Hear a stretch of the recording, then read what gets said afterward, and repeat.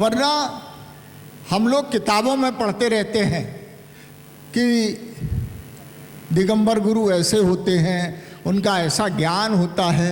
जब हम 17वीं 18वीं शताब्दी के जैन कवियों की पूजाएं और उनके भजन आदि पढ़ते हैं तो वो सब केवल भावना भाते थे कि वो दिन कब आएगा जब हमें दिगंबर मुनिराज के दर्शन होंगे। लेकिन ये हम सब लोगों का एक सौभाग्य है कि हम ऐसे युग में हुए हैं जब हमें साक्षात दिगंबर मुनिराजों के दर्शन होते हैं। देखिए, बिना निमित्त के कुछ होता नहीं।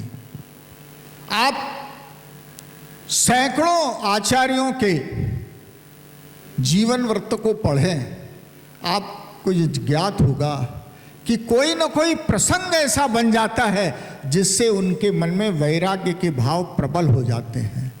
जब पूज्य मुनिराज और वो भी संग सहित हमारे बीच आते हैं तो उनकी चर्या को, उनके ज्ञान को, उनके द्वारा दी गई प्रेरणा को आत्मसात करके हमारे भी भाव संयम के पथ पर चलने के होते हैं।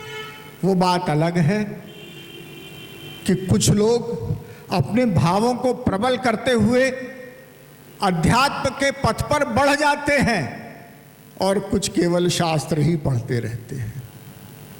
तो भाइयों, उनका भाग्य बहुत प्रबल है जो ऐसे संतों के दर्शन करके उनके जीवन से प्रेरणा लेकर के अपने जीवन में कुछ संयम को धारण कर लेते हैं। पूज्य आचार्य श्री विभव सागर जी महाराज, जो कि अपनी समाधि भक्ति के लिए पूरी दुनिया में जाने पहचाने जाते हैं।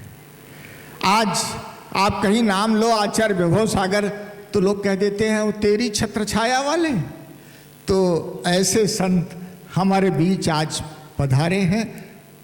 मैं आप सब से कहूँगा कि ज़्यादा न सही तो 1 हफ्ते के लिए, 5 दिन के लिए, और न सही तो 1 दिन के लिए इस धर्म सभा में आने की स्फूर्ति स्वरूप कुछ न कुछ नियम, संयम, व्रत अपने जीवन में कोई एक चीज़ का त्याग कर दें।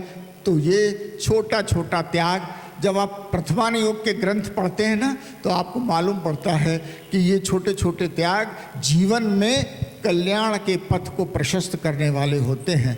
आज आचार्य श्री हमारे बीच हैं, इन्होंने शताधिक ग्रंथों का सृजन किया है और हम सबको आज प्रेरणा देने के लिए पधारे हैं। मैं आप सब की ओर से पूज्य गुरुवर के चरणों में नमोस्तु करते हुए महाराज जी से निवेदन कर रहा हूं कि आगे की जो व्यवस्था है उसके अनुरूप संचालित करें।